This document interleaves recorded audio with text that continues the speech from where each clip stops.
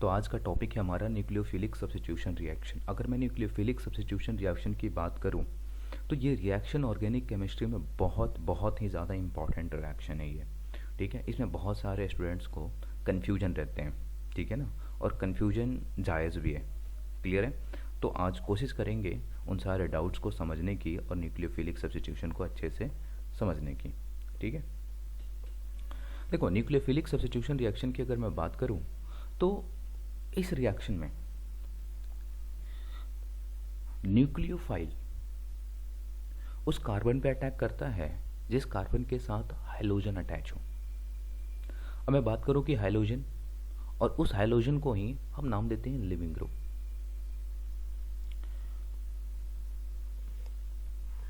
तो उस कार्बन पे ये अटैक करेगा। एक एग्जांपल से आपको समझाता हूं मैं। आर और ये हाइड्रोजन न्यूक्लियोफाइल, और न्यूक्लियोफाइल एक इलेक्ट्रॉन रिच स्पीसीज है। ठीक है, और इसको पॉजिटिव, ये पॉजिटिव पार्ट ढूंढता है। जहां पे पॉजिटिव पार्ट मिलेगा वहां पे ये अटैक करेगा, है ना, खुद को सब्स्टिट्यूट कर देगा वहां पे। तो देखिए यहां पे है ये आपका हाइड्रोजन और ये रहा alkyl group. Hydrogen more electronegative, carbon है लेस इलेक्ट्रोनेगेटिव। अब इन इलेक्ट्रोनेगेटिविटी डिफरेंस की वजह से हाइड्रोजन जो है इस बॉन्डेड इलेक्ट्रॉन को अपनी तरफ पुल करके रखता है, जिसकी वजह से हाइड्रोजन पे आ जाता है पार्शियल नेगेटिव चार्ज और इस पे आ जाता है पार्शियल पॉजिटिव चार्ज। अब ये जो न्यूक्लियोफाइल है यही ढूंढ रहा था, इसको यही चाहिए बस पॉजिटिव पार्ट इसको दिखे और वहां पे ये अटैक करे। तो ये अल्काइल ग्रुप पे इस तरह से ये जो कार्बन है अल्काइल ग्रुप के उस कार्बन पे ये अटैक कर जाएगा जो डायरेक्ट हाइड्रोजन से अटैच होगा, और ये फॉर्म कर लेता है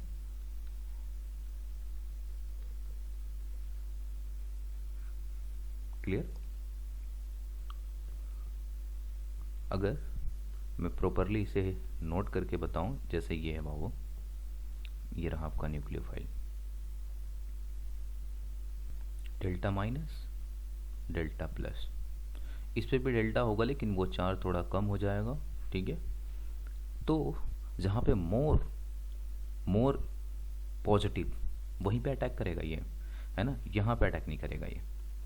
ठीक है, सबसे ज़्यादा जो भूखा होगा उसी का पेट सबसे पहले भरेगा ये। ठीक है ना, तो इसका अटैक यहाँ पे ना हो करके इस वाले कार्बन पे होगा, है ना, ये फॉर्म होगा और फिर ये ब्रेक होगा तो फाइनली बना लेगा ये कंपाउंड इसका बन जाएगा। ठीक है, हाँ, इस रिएक्शन को प्रोसीड करवाने के लिए आपको सॉल्वेंट की भी रिक्वायरमेंट होती है। तो ये मैंने बेसिकली आपको एक आइडियाज़ दिया है कि न्यूक्लियोफिलिक सब्स्टिट्यूशन रिएक्शन में होता क्या है। ओके, डिफरेंट कंडीशन के हिसाब से इस न्यूक्लियोफिलिक सब्स्टिट्यूशन रिएक्शन को दो पार्ट में बांटा गया है, यानी इसके दो कैटेगरी हैं, एक SN1 और दूसरा SN2। SN1 नाम में ही सारा राज छिपा होता है। SN1 और SN2, वन की मैं बात करूं तो यूनिमोलिकुलर, 2 की मैं बात करूं तो बाय मोलिकुलर। ठीक है, इन दोनों के डिफरेंस को एक बार समझ लें आप। अगर मैं बात करूं SN1 रिएक्शन की यानी यूनिमोलिकुलर की, तो ये केवल अल्काइल हैलाइड के कंसंट्रेशन पर डिपेंड करेगा, जबकि ये अल्काइल हैलाइड और न्यूक्लियोफाइल इन दोनों के कंसंट्रेशन पर डिपेंड करता है। ठीक है, इसीलिए हम इसे SN1 को यूनिमोलिकुलर बोलते हैं और SN2 को बाईमोलिकुलर बोलते हैं। क्लियर। अब देखते हैं कि किस कंडीशन में SN1 रिएक्शन होगा और किस कंडीशन में SN2 रिएक्शन होगा। कंडीशन जानने से पहले ये हम जान ले पहले कि SN1 रिएक्शन में क्या होता है और SN2 रिएक्शन में क्या होता है। तो बात करूँ SN1 की, तो ये अल्काइल हैलाइड है। अब इसमें होता क्या है कि न्यूक्लियोफाइल का अटैक डायरेक्ट नहीं होता। इसमें न्यूक्लियोफाइल का अटैक डायरेक्ट नहीं होता कार्बन पे। सबसे पहले स्टेप में फॉर्मेशन ऑफ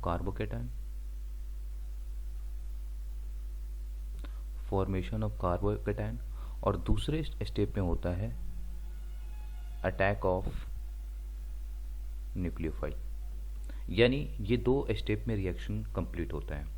मतलब कि पहले कार्बोकेटायन का फॉर्मेशन हुआ और दूसरे स्टेप में न्यूक्लियोफाइल ने उस पर अटैक करा और ये फाइनली बना दिया। नेक्स्ट अगर मैं बात करूं SN2 की, तो SN2 में होता क्या है, न्यूक्लियोफाइल का अटैक और कार्बोकेटायन का फॉर्मेशन, ये दोनों साइमल्टेनियसली होंगे। बेटर होगा मैं ऐसे बोलूं, कार्बोकेटायन का फॉर्मेशन और न्यूक्लियोफाइल का अटैक ये साइमल्टेनियसली होते हैं, है ना।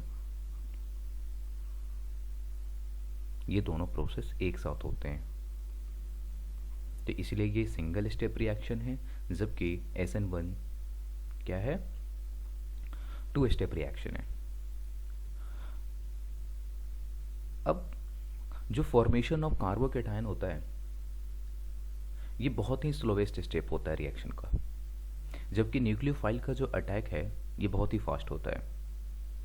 तो अगर हमसे क्वेश्चन पूछा जाए कि कौन सा स्टेप है जिसे हम रिएक्शन के रेट को आइडेंटिफाई करें, तो वो है आपका फॉर्मेशन ऑफ कार्बोकेटायन। यही होता है आपका RDS स्टेप, जिसको आप बोलते हो रेट डिटरमाइनिंग स्टेप। यानी formation of carbocation he rate determining step है।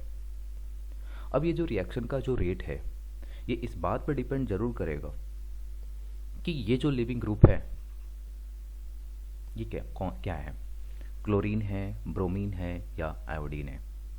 इस लिविंग ग्रुप के नेचर पे भी डिपेंड करेगा। अगर बेटर लिविंग ग्रुप,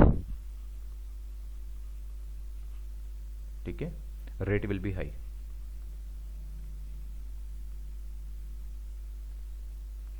या बोल लें रिएक्शन विल बी फास्टर। जितना बेहतरीन लिविंग ग्रुप होगा उतना जल्दी वो अल्काइल ग्रुप को छोड़ के जाएगा, ठीक है, और रिएक्शन जल्दी कंप्लीट हो जाएगा। तो इसी स्टेप को आप बोलते हो फॉर्मेशन ऑफ कार्बोकेटायन, को ही आप बोलते हो RDS। ओके, तो ये हमने अभी देखा कि SN1 और SN2 में डिफरेंट क्या है। अब आगे देखेंगे कि कब SN1 होता है और कब SN2 होता है। तो देखो 3 डिग्री, 2 डिग्री और 1 डिग्री। 3 डिग्री कार्बोकेटायन है तो उसमें SN1 रिएक्शन ज़्यादा फेवरेबल होगा वहाँ पे, ठीक है ना, और मोर स्टेबल कंपाउंड बनेगा। जबकि अगर मैं SN2 की बात करूँ तो 1 डिग्री कार्बोकेटायन में SN2 होता है, जबकि 3 डिग्री में आपका SN1 फेवर करेगा। क्लियर। 2 डिग्री में दोनों में आपका मॉडरेट है। यहाँ पे 1 डिग्री में, 1 डिग्री अगर कार्बोकेटायन है तो वहाँ पे SN1 रिएक्शन की बात ही मत करो, ठीक है। और अगर 3 डिग्री है तो वहाँ पे SN2 रिएक्शन की हम बात नहीं करेंगे। क्लियर है। अब वीक न्यूक्लियोफाइल के प्रेजेंस में होता है आपका SN1 रिएक्शन, जबकि स्ट्रॉन्ग न्यूक्लियोफाइल के प्रेजेंस में होता है SN2 रिएक्शन। ओके, यहाँ पे थोड़ा सा मैं बात करूँगा कि 3 डिग्री कार्बोकेटायन का मतलब क्या होता है। देखो 3 डिग्री कार्बोकेटायन की अगर मैं बात कर रहा हूँ, इसका मतलब ये जो कार्बन है ये 3 साइड से अल्काइल ग्रुप से अटैच है। अब ये कितने भी कार्बन के हो सकते हैं, कोई बाउंडेशन नहीं है, ठीक है। तो इस कार्बन की जो डिग्री है वो 3 डिग्री है। ओके, इस कार्बन की जो डिग्री हो गई आपकी ये 1 डिग्री है। वैसे ही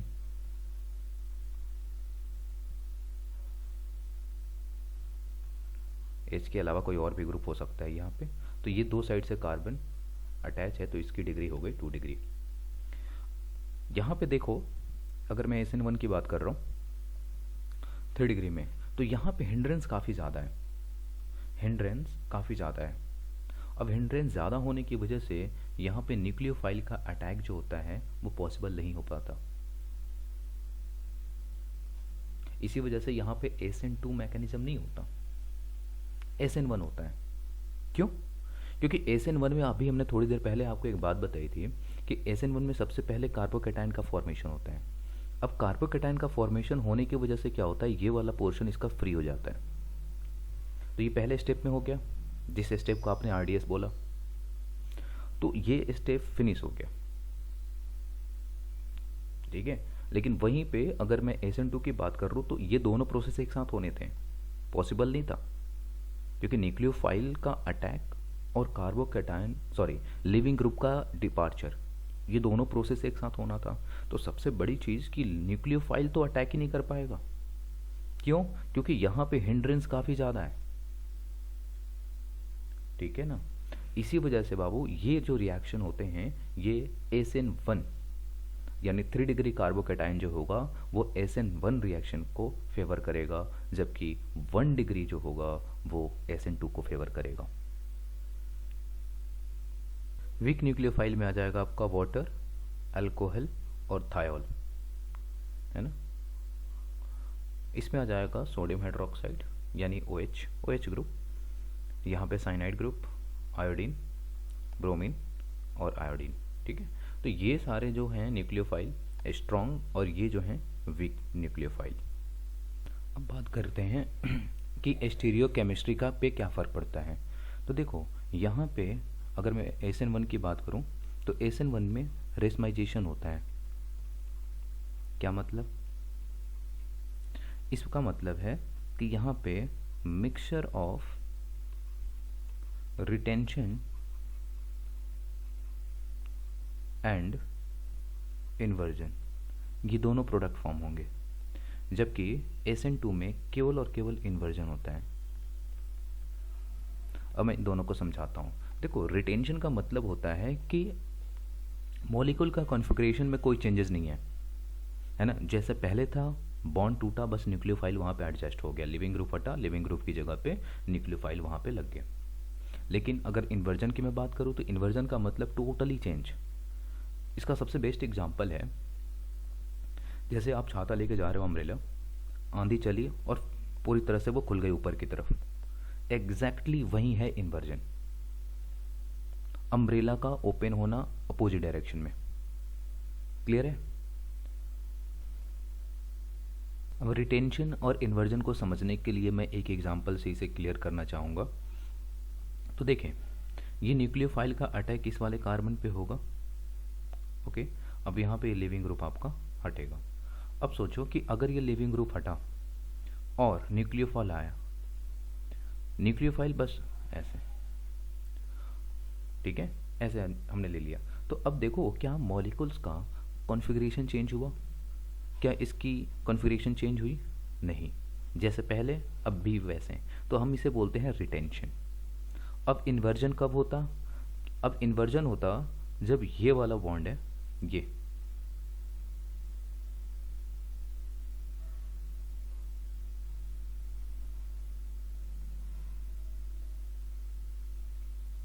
ये वाला यहां पे आ जाता।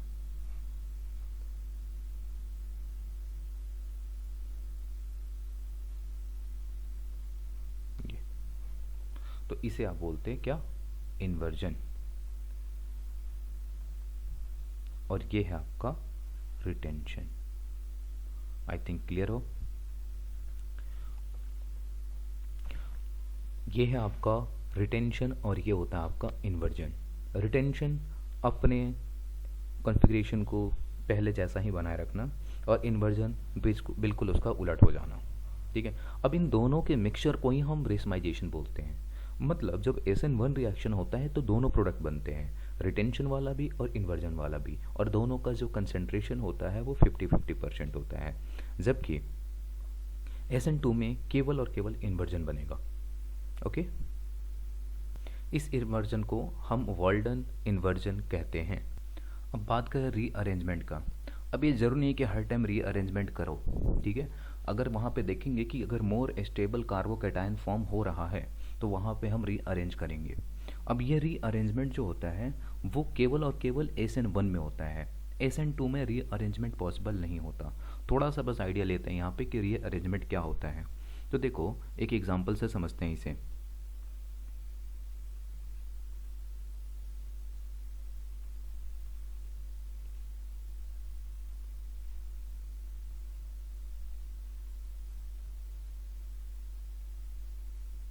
अब यहाँ पे मैं पॉजिटिव चार्ज मान लो यहाँ पे ले लेता हूँ, इस वाले कार्बन पे। अब आप देख पा रहे हो कि इस मॉलिक्यूल के अंदर यहाँ पे 2 डिग्री है और यहाँ पे पॉसिबिलिटी है 3 डिग्री कार्बोकेटाइन की। तो क्या करोगे, रीअरेंज के थ्रू इस वाले हाइड्रोजन को यहाँ पर रिप्लेस कर देंगे और जिसकी वजह से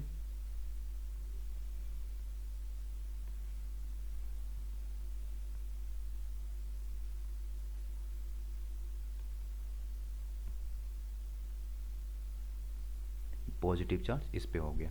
अब देखो यहाँ पे हुआ क्या, मैं बात करूँ तो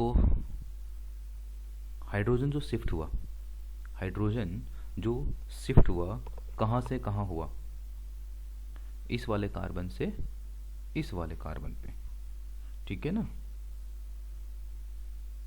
यहाँ पे चाहो तो हाइड्रोजन शिफ्ट तो किए ही, यहाँ पे हम मिथाइल ग्रुप को भी शिफ्ट कर सकते थे। ये जो मिथाइल ग्रुप आपको दिख रहा है ये वाला, इस मिथाइल ग्रुप को या इस मिथाइल ग्रुप को भी आप यहाँ पे शिफ्ट कर सकते हो। तो रीअरेंजमेंट बहुत ही टफ फंडा नहीं है, बस ये देखना है कि मॉलिक्यूल के अंदर अगर मान लो 2 डिग्री है कार्बोकेटाइन है, अगर 3 डिग्री की पॉसिबिलिटी है तो 3 डिग्री रीअरेंज करके आप बना ले। क्लियर है। तो जैसा कि अगर मैं इसको रीअरेंज करता तो ये फिर कैसे होता, ये आपको दिखता कुछ यूं।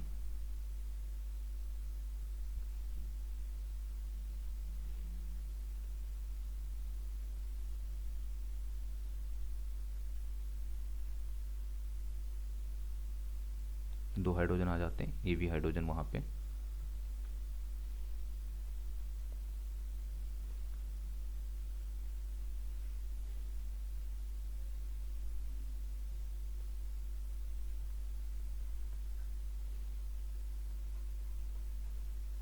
ये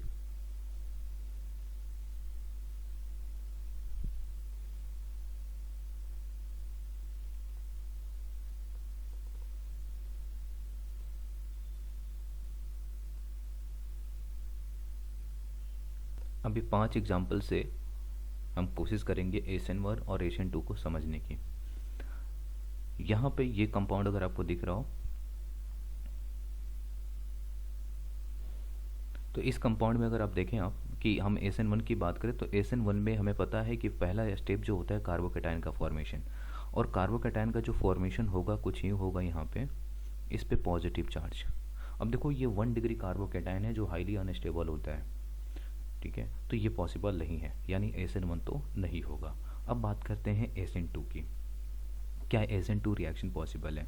तो अगर आप डिग्री केवल आप देख पा रहे हो, केवल डिग्री के बेसिस पे इसे क्लियर करो, तब तो आपको लग रहा होगा कि हाँ यार SN1 है, सॉरी SN2 रिएक्शन यहाँ पे पॉसिबल है क्योंकि 1 डिग्री कार्बोकेटाइन है।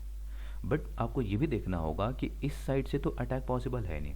हमेशा ध्यान रखना कि जिस साइड से हाइड्रोजन अटैच होता है, लिविंग ग्रुप अटैच होता है, उस तरफ से न्यूक्लियोफाइल का अटैक नहीं होता ड्यू टू रिपल्शन, है ना, हिंड्रेंस होता है। वहाँ पे हिंड्रेंस मैं टर्म यूज करूँगा, रिपल्शन नहीं। लेकिन अगर मैं बात करूँ यहाँ पे, अगर बैक साइड से वो अटैक करता है तो बैक साइड के लिए उसे यहाँ पे पाई बॉन्ड दिखेगा जहाँ पे इलेक्ट्रॉन इलेक्ट्रॉन की वजह से रिपल्शन क्रिएट हो जाएगा, ठीक है। तो इस वजह से यहाँ पे SN2 भी पॉसिबल नहीं है। क्या मैं बता रहा हूँ, SN1 क्यों पॉसिबल नहीं है, क्योंकि 1 डिग्री कार्बोकेटाइन स्टेबल नहीं होता। SN2 क्यों नहीं होगा, क्योंकि बैक साइड अटैक पॉसिबल नहीं है। ध्यान रखना SN1 में दोनों साइड से अटैक पॉसिबल है, जबकि SN2 में केवल बैक साइड अटैक हो रहा है। अब बैक साइड अटैक कहने का मतलब कि जिस साइड से हैलोजन, जिधर हैलोजन नहीं जुड़ा हो उसके जस्ट पीछे से, ठीक है, अपोजिट। फिर मैं बात करूँ यहाँ पे बेंजीन रिंग से के साथ, बेंजीन रिंग के साथ एक हाइड्रोजन अटैच है, क्या यहाँ पे SN1 या SN2 होगा। तो देखते हैं। देखो आपको पता होना चाहिए कि ड्यू टू रेजोनेंस यहाँ पे क्लोरीन और कार्बन के बीच पार्शियल डबल बॉन्ड आ जाता है, और पार्शियल डबल बॉन्ड कैरेक्टर आने की वजह से इस बॉन्ड की जो स्ट्रेंथ होती है वो बढ़ जाती है। बॉन्ड की स्ट्रेंथ बढ़ने की वजह से ये इजीली ब्रेक नहीं हो पाते, और यही रीज़न है कि ना तो यहाँ पे SN1 पॉसिबल हो पाता है और ना ही SN2। तो यहाँ पे रीज़न है डबल बॉन्ड कैरेक्टर। ठीक है, नेक्स्ट। तो यानी मैं बोल सकता हूँ कि बेंजीन रिंग सब्स्टिट्यूशन रिएक्शन नहीं करता, न्यूक्लियोफिलिक सब्स्टिट्यूशन रिएक्शन नहीं होते बेंजीन रिंग, है ना। अगर बेंजीन रिंग पे डायरेक्ट कोई हैलोजन अटैच है तो उसे हम सब्स्टिट्यूट नहीं कर सकते। नेक्स्ट, CH3F, ठीक है, मिथाइल फ्लोराइड। क्या यहाँ पे SN1 या SN2 होगा? वीडियो को पॉज करें, आंसर दे। तो देखो यहाँ पे अगर मैं बात करूँ तो फिर वहीं कम 1 डिग्री, 1 डिग्री कोई डिग्री नहीं है, ठीक है ना। तो यहाँ पे ये हाईली अनस्टेबल होगा, फिर तो ये फॉर्म तो होगा नहीं भैया, SN1 तो होना नहीं है, ये क्लियर कर लिया हमने। नेक्स्ट, SN2 की अगर आप बात करें, क्या SN2 पॉसिबल होगा? तो देखो यहाँ पे समझो, फ्लोरीन जो होता है ये एक पुअर लिविंग ग्रुप है। क्या है? एक पुअर लिविंग ग्रुप है, और पुअर लिविंग ग्रुप तो होने की वजह से ये रिमूव नहीं होना चाहेगा। दूसरी बात कि यहाँ पे जो बॉन्ड स्ट्रेंथ है वो बहुत ही ज़्यादा होता है, बॉन्ड स्ट्रेंथ जो होता है बाबू बहुत ही ज़्यादा होता है, क्लियर है। तो ये इजीली ब्रेक नहीं होता, तो ये भी दोनों में प्रोसीड नहीं होगा, ना तो SN1 के थ्रू ना तो SN2 के थ्रू। नेक्स्ट बात करें, 2 डिग्री कार्बन है ना, यहाँ पे कार्बन की जो डिग्री है वो 2 डिग्री है, तो यहाँ पे दोनों पॉसिबल हो पाएंगे, क्योंकि मॉडरेट हमने पढ़ा भी था कि 2 डिग्री दोनों में होते हैं, SN1 में भी और SN2 में भी, ठीक है। तो यहाँ पे SN1 और SN2 दोनों पॉसिबल हैं, ठीक है। वैसे क्राउड तो है लेकिन बहुत ज़्यादा क्राउड नहीं है यहाँ पे, ठीक है ना। क्राउड है लेकिन बहुत ज़्यादा क्राउड नहीं है। लेकिन फिर भी अगर मैं इसमें बात करूँ कि SN1 और SN2 में कौन ज़्यादा बनेगा, है ना, और कौन ज़्यादा फेवरेबल होगा, तो वो SN1 ही होना चाहिए यहाँ पे, ठीक है ना, वो आपका SN1, क्योंकि हिंड्रेंस है लेकिन ज़्यादा नहीं है, तो इसलिए सबसे ज़्यादा जो प्रोडक्ट बनेगा वो SN1 ही बनेगा, क्लियर है। नेक्स्ट की अगर मैं बात करूँ तो यहाँ पे इस कार्बन की डिग्री आपको दिख रहा हो 3 डिग्री। अब 3 डिग्री होने की वजह से ये तो होना नहीं है SN2, और ये आपका हो जाता है। ये कुछ एग्जांपल से हम ये चेक करेंगे कि किस में SN1 रिएक्शन फेवरेबल होगा या फास्ट होगा। तो देखें यहाँ पे, देखें आप, क्लोरीन है, ब्रोमीन है, ये स्ट्रक्चर दोनों में तो सेम है, ठीक है। तो क्लोरीन और ब्रोमीन, अब यहाँ पे आप चेक करोगे कि बेटर लिविंग ग्रुप कौन सा है। जो बेटर लिविंग ग्रुप होगा वो जल्दी बनेगा, यानी ब्रोमीन जो है वो एक बेटर लिविंग ग्रुप है ना, साइज बड़ा, लिविंग ग्रुप बेहतरीन होते चला जाता है ना। अगर आयोडीन होता, ब्रोमीन होता, तो आयोडीन वाला जल्दी बनेगा, ठीक है। नेक्स्ट यहाँ पे देखें आप, तो बस हमने डबल बॉन्ड की पोजीशन को चेंज करा है। इस कार्बन की जो हाइब्रिडेशन है sp3, इस कार्बन की जो हाइब्रिडेशन है वो आपका sp2, और इस कार्बन की जो हाइब्रिडेशन है sp2। यहां पे पहले मैं इन दोनों में बात कर लेता हूं। तो अगर क्लोरीन यहां से रिमूव हुआ तो इस पे जो पॉजिटिव चार्ज आएगा यहां पे,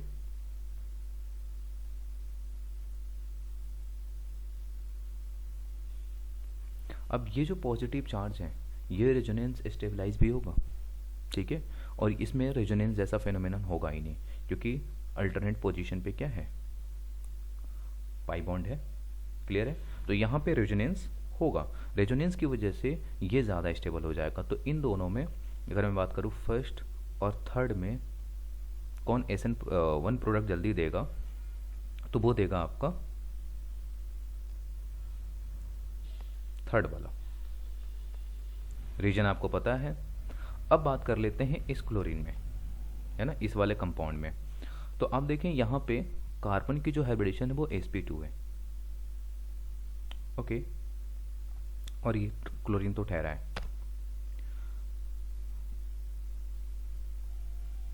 यहाँ पे रेजोनेंस तो होना नहीं है, क्लियर है। अब देखें आप,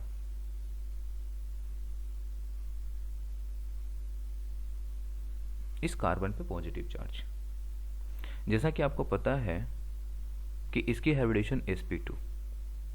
अब sp2 होने की वजह से इस कार्बन की जो हाइब्रिडेशन है, सॉरी, इस कार्बन की जो हाइब्रिडेशन sp2 होने की वजह से इस कार्बन की जो इलेक्ट्रोनेगेटिविटी है वो बढ़ जाती है, और मोर इलेक्ट्रोनेगेटिव पे पॉजिटिव चार्ज जो होते हैं वो हाईली अनस्टेबल,